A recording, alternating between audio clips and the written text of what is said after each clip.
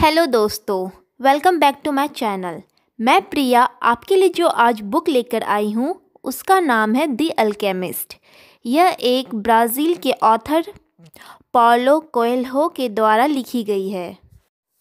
ये बुक एक नॉवेल है और ये नॉवेल में एक भेड़ चराने वाले लड़के के बारे में है जिन्होंने खजाना ढूंढकर बिना अपना दिमाग लगाए बहुत जगह इधर उधर भटके रहे और अंत में उसको पता होता है कि वह जहाँ रहता है वहीं उसका खजाना था और उसको कैसे उनका खजाना का पता चलता है, इसी के ऊपर पूरा नॉवेल लिखी गई है।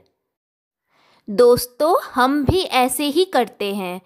अपना छुपा हुआ खजाना मतलब ज्ञान को हम ढूंढ ही नहीं पाते जिससे हम अपनी ज़िंदगी में सक्सेस हो सकें।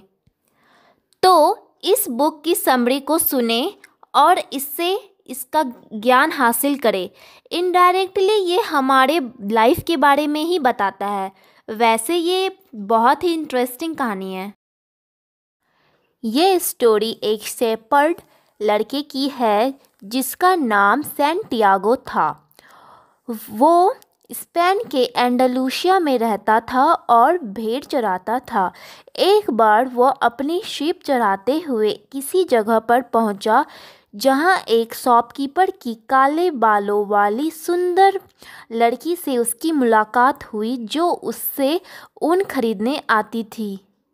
सैंटियागो को वो लड़की बड़ी अच्छी लगती थी और हर बार की तरह इस साल भी वह उस लड़की से मिलने की उम्मीद में उसी जगह पर वापस जाने की सोच रहा था। वो स्पेन के हिंटरलैंड एरिया में अपनी शिप लेके घूमता था जहां घास और पानी की कोई कमी नहीं थी। रात में ठंड से बचने के लिए वो एक जैकेट रखता था, लेकिन दिन में बड़ी गर्मी होती थी इसलिए उसे जैकेट लेके घूमना पसंद नहीं था। लेकिन लाइफ में किसी भी चेंज के लिए रेडी रहना चाहिए, चाहे दिन हो या रात या लाइफ में बड़ी चीज़ें। ये खुद में वो कहा करता था क्योंकि जैकेट उसको रात में ठंड से बचाती थी। सैंटियागो की फैमिली चाहती थी कि वो एक प्रीस्ट बने, लेकिन सैंटियागो को ट्रैवल करने का बड़ा शौक़ था, इसलिए वो एक शेपर्ड बन गया ताकि वो अपनी शिप के साथ हमेशा घूमता रहे। उसे एक ही ड्रीम 2 बार आया। जब रात में वो एक चर्च के टूटे हुए कमरे में सो रहा था जहाँ पर एक बड़ा सा पेड़ उग आया था। फिर वह एक मैजेस्टिक लेडी से मिलने तारिफा नाम के टाउन पर चला जो ड्रीम्स का मतलब बताती थी। तो उस जिप्सी औरत ने उस लड़के के ड्रीम का मतलब ये बताया कि उसे इजिप्ट के पिरामिड जाना चाहिए जहां उसे एक खजाना मिलेगा और जब उसे वो खजाना मिल जाए तो उसका 10वां हिस्सा पीस के तौर पर वो उस लेडी को दे दे। लेकिन उस लड़के ने इस बात पर ज़्यादा ध्यान नहीं दिया और टाउन में घूमने लगा। फिर उसे एक ओल्ड मैन मिला। पहले तो सैंटियागो उससे बात करने में ज़रा भी इंटरेस्ट नहीं था, लेकिन उस ओल्ड मैन की विजडम ने उसे इम्प्रेस कर दिया और वे दोनों बातें करने लगे। उस ओल्ड मैन ने बताया कि वो एक सोलेम का राजा है। उसने सैंटियागो को अपनी ड्रीम यानी खजाने तक पहुंचने में हेल्प भी की। उसने सैंटियागो को ये भी बताया कि वो अक्सर लोगों को उनकी डेस्टिनी तक पहुंचने में किसी न किसी तरह से हेल्प करता है। अब क्योंकि सैंटियागो ने अपनी डेस्टिनी तक पहुंचने से पहले ही हार मान ली थी, इसलिए उसे सही रास्ता दिखाने के लिए उसके पास आया था। उस ओल्ड मैन ने उससे कहा कि लाइफ हमेशा हमें कुछ साइन या क्लू देती है ताकि हम राइट डायरेक्शन चूज़ कर सकें। फिर उसने सैंटियागो से कहा कि उसे बाकी का गाइडेंस लेसन के लिए फ़ीस के तौर पर अपनी शिप का 10वां हिस्सा देना होगा। अगले दिन सैंटियागो फिक्स टाइम पर उस ओल्ड मैन से मिला जिसने उसे 2 स्टोन यानी पत्थर दिए। इनमें से एक ब्लैक था, दूसरा वाइट। उस ओल्ड मैन ने सैंटियागो से कहा कि अपनी मंजिल की तलाश में अगर उसे कभी भी कोई कन्फ्यूज़न हो तो इन दोनों स्टोन्स की हेल्प से अपना डिसीज़न ले सकता है। उसने उसे ये भी एडवाइस दी कि अगर उसे कोई गुड वुमन दिखे तो ध्यान रखे जो उसे उसकी डेस्टिनी तक पहुंचने में हेल्प करेंगे। तभी अचानक एक बटरफ्लाई सैंटियागो के फेस के ऊपर से उड़ी जो कि एक गुड वुमन था। और फिर उसी दिन वो लड़का अफ्रीका के टैंगियर नाम की जगह पहुंचा। वहाँ पर वो एक बाड़ में बैठा हुआ था कि एक आदमी उसके पास आया। उस आदमी ने स्पेनिश में उससे पूछा कि वो इस नई जगह में क्या करने आया है। अब उस लड़के के लिए ये एक और ओमेन था। सैंटियागो ने उसे कहा कि उसे पिरामिड तक जाना है और अगर वो आदमी गाइड बनकर उसे वहाँ तक ले जाए तो वो उसको पैसा देगा। वो आदमी सैंटियागो से पैसे लेकर बिजी मार्केट में गायब हो गया और सैंटियागो देखता रह गया। वो बड़ा उदास हुआ। फिर अचानक उसे वो दो स्टोन्स याद आए। जब उसने वो स्टोन्स अपने पॉकेट से निकाले तो उसे उस ओल्ड मैन की बात याद आ गई। उस ओल्ड मैन ने कहा था कि अगर तुम किसी चीज़ को दिल से चाहो तो सारी कायनात उसे तुमसे मिलाने में मदद करती है। उन 2 स्टोन्स को देख के सैंटियागो को लगा कि जैसे वो ओल्ड मैन एक स्पिरिट की तरह उसके साथ है और उसे खजाने की खोज में आगे बढ़ने के लिए इंस्पायर कर रहा है। अपना पैसा खोने के बावजूद सैंटियागो ने हार नहीं मानी और अपने सेप्यार्ड के एक्सपीरियंसेस से किसी तरह उस अजनबी शहर में सरवाइव कर लिया। अब उसका सेल्फ बिलीव और कॉन्फिडेंस और भी स्ट्रॉन्ग हो गया था। फिर उसे एक क्रिस्टल सेलर मिला। सैंटियागो ने उस क्रिस्टल सेलर से कहा कि अगर वो उसे खाना खिला दे तो बदले में वो उसका कुछ काम कर सकता है।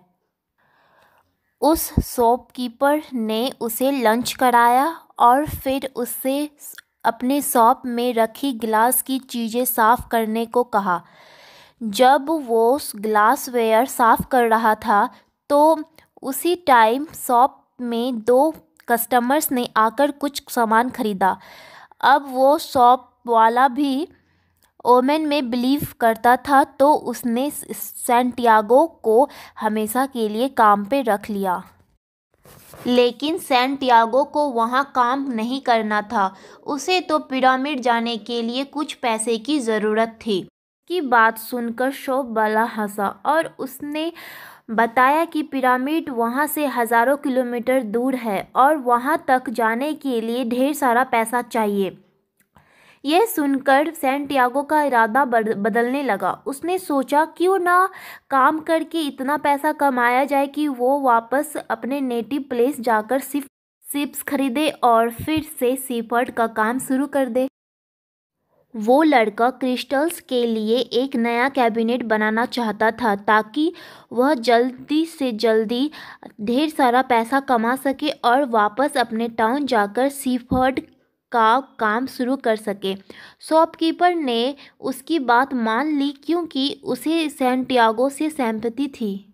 वो खुद कई सालों से मक्का जाने का ख्वाब देख रहा था लेकिन कभी नहीं जा पाया था, तो इसलिए वो चाहता था कि कम से कम सैंटियागो की विश पूरी हो जाए।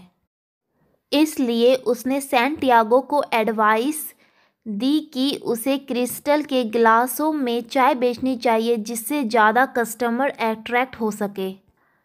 हालांकि उसकी शॉप अच्छी चल रही थी और ज़्यादा मेहनत करके शॉप को एक्सपेंड करने की ज़रूरत नहीं थी, फिर भी वो सैंटियागो की हेल्प करने के लिए तैयार हो गया, क्योंकि सैंटियागो की डेस्टिनी में उस शॉपकीपर के इस डिसीज़न का भी कंट्रीब्यूशन था। और इस डिसीज़न से एक बड़ा चेंज आया, क्योंकि क्रिस्टल ग्लास में चाय बेचने से ये शॉप बड़ी फेमस हो गई थी और इसे एक बड़ी कॉमर्शियल सक्सेस मिली थी। जब सैंटियागो के पास काफ़ी पैसा जमा हो गया तो उसने अपने घर वापस जाने का डिसीज़न लिया, लेकिन जाने से पहले वो शॉपकीपर से ब्लेसिंग लेना चाहता था। शॉपकीपर ने उसे ब्लेसिंग दी और साथ ही ये प्रिडिक्ट भी किया कि सैंटियागो वापस अब स्पेन नहीं जा पाएगा। सैंटियागो ने अपना सारा सामान समेटा और किंग के दिए 2 स्टोन्स भी अपने पॉकेट में रख लिया। जैसे ही वो इंडोनेशिया जाने के लिए तैयार हुआ कि तभी उससे एक ख्याल आया। जो कुछ भी अब तक उसके साथ हुआ था, उसने उस सब के बारे में सोचा। उसे अचानक ख्याल आया कि वो जब चाहे अपने देश वापस जाकर सीफर्ड बन सकता है, लेकिन पिरामिड जाने का मौका उसे दोबारा नहीं मिलेगा। किंग के दिए उन 2 स्टोन्स को देखकर उसे ये ख्याल आया था। वो अपने डिसीज़न पर गौर करने लगा। अब उसने अपना माइंड चेंज कर लिया था और पिरामिड जाने के लिए निकल पड़ा। वो एक वेयर हाउस पहुँचा जहाँ उसे एक इंग्लिशमैन मिला जो काफ़ी बातों में सैंटियागो जैसा था। वो आदमी उन 2 स्टोन्स को भी पहचानता था जो सैंटियागो के पास थे। ये और ओमेन था सैंटियागो के लिए। फिर वो दोनों इजिप्ट जाने के लिए एक कड़वा के साथ साथ चलने लगे, जिसका सरदार एक दाढ़ी वाला आदमी था। वो कारवा एक रेगिस्तान से गुजर रहा था। कारवा में पहले तो काफ़ी चहल पहल हो रही थी, लेकिन फिर सब चुपचाप चलने लगे। जर्नी के दौरान सैंटियागो की अपने ऊँट चलाने वाले से दोस्ती हो गई और दोनों अपनी अपनी लाइफ के बारे में एक दूसरे को बताने लगे। दोनों को एक फ़िलॉसफिकल ट्रूथ का एहसास हुआ। उन्हें फ़ील हुआ कि जैसे डेस्टिनी ने हर जगह पहले से ही प्लान कर रखी है, क्योंकि लाइफ में हर एक चीज़ किसी दूसरे चीज़ से जुड़ी हुई है। जर्नी के बीच में उन्हें बेडवेंस भी मिल जाते थे, जो कि डेजर्ट के मिस्टीरियस प्रोटेक्टर ट्राइब्स थे। वे उन्हें डेजर्ट के डाकुओं और आने वाले खतरों के बारे में अलार्म करके फिर से गायब हो जाते थे। एक बार तो उन्हें ये भी इंफॉर्मेशन मिली कि ट्राइब्स के बीच में वार होने वाली है, जिन्हें सुनकर सारे लोग डर गए थे। लेकिन वापस लौटना अब पॉसिबल नहीं था, और जब वापस जाना मुमकिन न हो तो आगे बढ़ते रहना ही एक पॉसिबल रास्ता होता है। जैसे जैसे वे लोग आगे बढ़ रहे थे, वो इंग्लिशमैन डेजर्ट में और ज़्यादा इंटरेस्ट लेता गया और वो लड़का उस इंग्लिशमैन की बुक्स में। तो ये एक तरह का छोटा सा रोल रिवर्सल था। वो इंग्लिशमैन किसी भी मेटल को गोल्ड में चेंज करने की आर्ट यानी कि अल्केमी में इंटरेस्टेड था। लेकिन सैंटियागो जितना बुक्स को पढ़ता गया उतना ही ज़्यादा कंफ्यूज होता गया, क्योंकि उसे उन बुक्स की लैंग्वेज और उसमें बने सिंबल्स कुछ समझ नहीं आ रहे थे। वे ये सब चीज़ इजी वे में सीखना चाहता था, लेकिन उस इंग्लिशमैन ने कहा, हायर नॉलेज उसी को मिलती है जो खूब सारा टाइम देकर बड़ी मेहनत से ये किताबें पढ़ते हैं। अब उनका कारवां तेज़ी से आगे बढ़ता जा रहा था और वे लोग ट्रैवल वॉर से बचने के लिए रात दिन बिना रुके चलते जा रहे थे, और फाइनली उनका कारवां ट्रैवल्स वॉर से बचता बचता किसी तरह ओसिस तक पहुंच ही गया। फिर वो अल्केमिस्ट अपने ओमन की सजेशन पर बड़ी बेसब्री से एक आदमी का इंतज़ार करने लगा जो उसे एक सीक्रेट बताने वाला था। अपने हथियार उतारने के बाद कारवा के लोगों को ओशिस में ठहरने के लिए जगह मिली और फिर नेक्स्ट डे वो इंग्लिशमैन उस लड़के के साथ अल्केमिस्ट की तलाश में निकल पड़ा। वे एक कुएं के पास पहुँचे। वहाँ काले कपड़ों में कुछ औरतें खड़ी थीं। सैंटियागो को किसी ने बताया था कि वहाँ मैरिड औरतों से बात करना मना है, इसलिए वे लोग वेट करते रहे। कुछ देर बाद उन्हें एक अनमैरिड औरत कुएं की तरफ आती दिखी। वो इतनी खूबसूरत थी कि सैंटियागो उसे देखता ही रह गया और तब पहली बार उसे लव की लैंग्वेज समझ आई जो सारी दुनिया में एक सी बोली जाती है। उसका दिल गवाही दे रहा था कि वो दोनों एक दूसरे के लिए ही बने हैं। तो दोस्तों, ये थी द अल्केमिस्ट बुक की पार्ट 1। अब चलते हैं पार्ट 2 की ओर। सैंटियागो के पूछने पर उस लड़की ने अपना नाम फातिमा बताया। अब हर रोज़ वे उससे कुएं पर 15 मिनट के लिए मिलने जाता था, जो कि उसकी लाइफ बन चुकी थी। फिर जल्द ही यह खबर उड़ने लगी कि ट्राइबल वॉर अभी लंबी चलने वाली है और जब तक ये ख़त्म नहीं होती वे लोग वहाँ से नहीं निकल सकते। अब उनके पास ओशिस में रुके रहने के अलावा और कोई ऑप्शन नहीं था और शायद उन्हें कई और साल वहाँ गुजारने पड़े। वो लड़की भी सैंटियागो को उतना ही चाहती थी। दोनों अब बहुत क्लोज आ चुके थे। सैंटियागो ने उसे अपनी लाइफ के बारे में सब कुछ बता दिया था, खजाने के बारे में भी। फातिमा ने उसे कहा कि वो खजाने की तलाश ना छोड़े। उसके सामने 2 रास्ते थे, या तो वो इसी ओशिस में रहकर अपने सवालों के जवाब ढूंढे या फिर डेजर्ट का रास्ता पकड़ें। लेकिन फिर से एक बार वो इस खजाने की तलाश में निकल पड़ा। इस टाइम तक काफ़ी अंधेरा हो चुका था। तभी उसे एक और ओमेन दिखा। 2 बाज उसके ऊपर से उड़ रहे थे कि तभी एक ने दूसरे पर अटैक किया।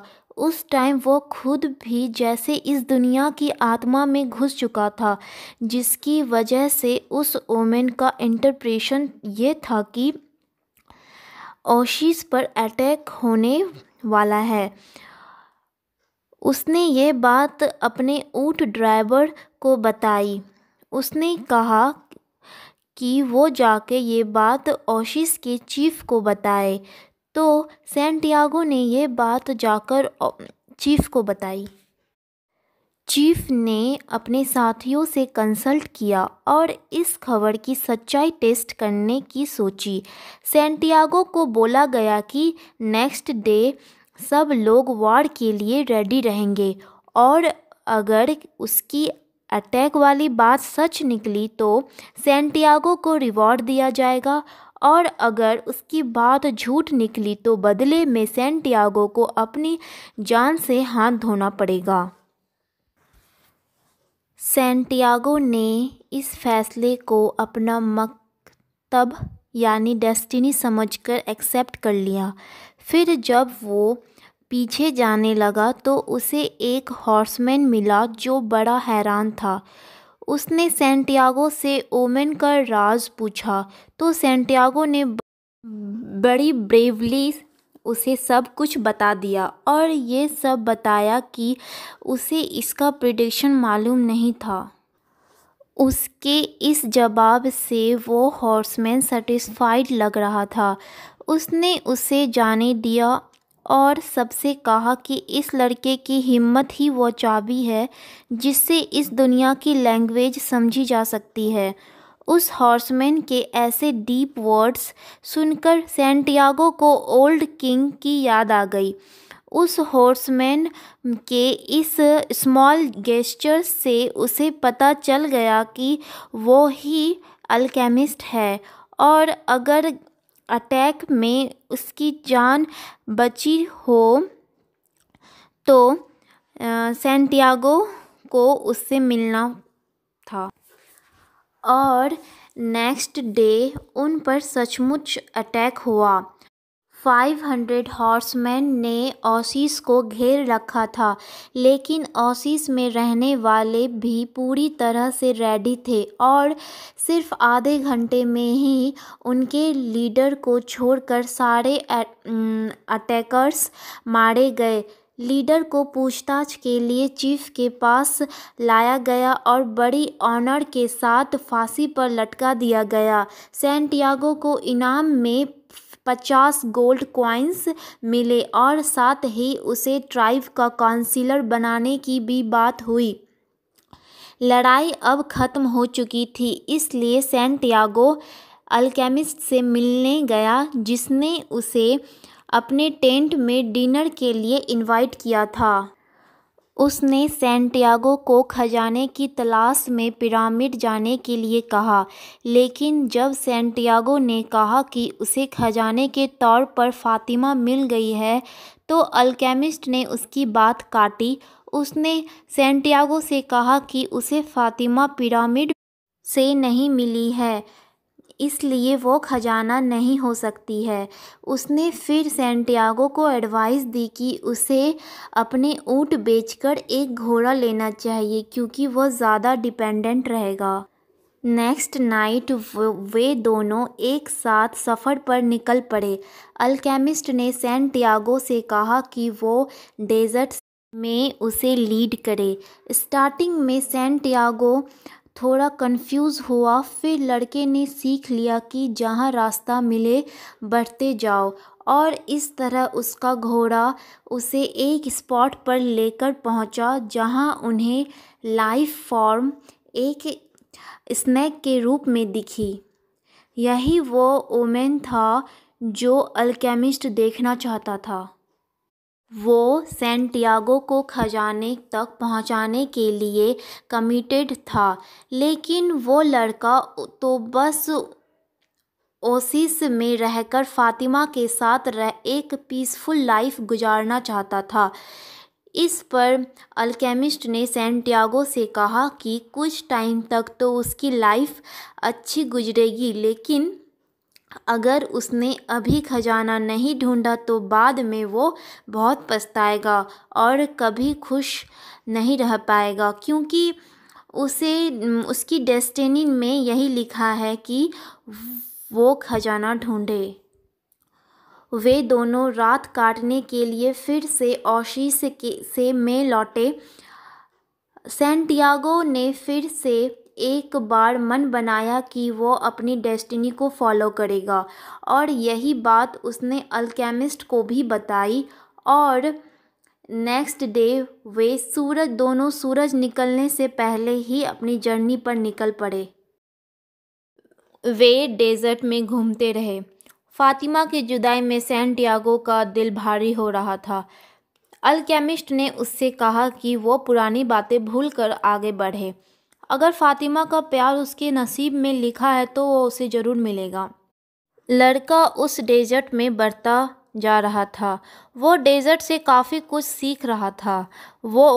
वे वॉर जोन के रास्ते अवॉइड कर रहे थे। कभी कभी तो उन्हें ब्लड की स्मेल से ही पता लग जा रहा था कि कहीं आसपास ही वॉर हो रही है, और इस तरह बड़े केयरफुल्ली चलते हुए वे अपने जर्नी के काफ़ी क्लोज आ गए थे, जहाँ डेजर्ट का एक बड़ा स्ट्रेच फैला हुआ था जिस पर बड़ी भारी लड़ाई चल रही थी। पूरी जर्नी के टाइम सैंटियागो के सामने काफ़ी कॉन्फ्लिक्टिंग मोमेंट्स आए। वो कभी खुश होता था तो कभी उदास हो जाता था। उसने अल्केमिस्ट को ये बात बताई। अल्केमिस्ट उसकी बातें ध्यान से सुनकर अच्छी काउंसलिंग करता था, जिससे सैंटियागो उससे दिल खोलकर बातें करता और अपनी सर्च के बारे में अच्छा फील करता था, क्योंकि वो अपनी डेस्टिनी की तरफ बढ़ रहा था और इसका हर मोमेंट्स उसके लिए मायने रखता था। अब तक अपने पास्ट के एक्सपीरियंस से उसने काफ़ी कुछ सीख लिया था और वो आज जो कुछ भी था, जहाँ पर भी था, अपनी लर्निंग की वजह से ही था। ये सब लाइफ की ही एक बड़ी प्लानिंग का पार्ट था। ये प्लानिंग अनदेखे हाथों से लिखी थी। जो सबकी लाइफ की प्लानिंग लिखते हैं, हार्ट ने ये सीखा कि सफरिंग और फेलियर का डर एक्चुअल सफरिंग और फेलियर से बड़ा होता है। यह सब जानकर अब सैंटियागो का मन शांत था। ये सब उसने अल्केमिस्ट से शेयर किया तो उसने कहा कि अब वो अपनी डेस्टिनी के लिए पूरी तरह से प्रिपेयर है। लेकिन अभी उसे लड़के को एक लास्ट लेसन देना बाकी था और ये लेसन था जो कुछ उसने अब तक सीखा उसका टेस्ट देने के लिए उसे प्रिपेयर रहना था। और ये इसलिए क्योंकि हर सर्च बिगिनर से के लक से स्टार्ट होती है, ताकि जो कुछ लेसन हमने सीखे हैं वो पूरी तरह से ज़िंदगी भर के लिए हमारे अंदर समा जाए। और फिर जल्दी ही टेस्ट का दिन भी आ गया। उन्हें एक ट्राइब ने घेर लिया था। वे लोग उन्हें अपनी चीफ के पास ले गए और पूछताछ शुरू कर दी। जान बचाने के लिए अल्केमिस्ट ने सैंटियागो का सारा गोल्ड उन लोगों को दे दिया और साथ ही ये भी कहा कि इस लड़के में ऐसी पावर है कि वो उन्हें हवा बन के दिखा देगा और अगर ऐसा नहीं हुआ तो वे लोग उन्हें 3 दिन में मार सकते हैं। अब ये बात सैंटियागो के लिए कुछ ज़्यादा हो गई थी। वो बहुत डर गया था कि आगे क्या होगा। पहले दिन के ख़त्म होने पर सैंटियागो ने अल्केमिस्ट से कहा कि उसे हवा बनना नहीं आता।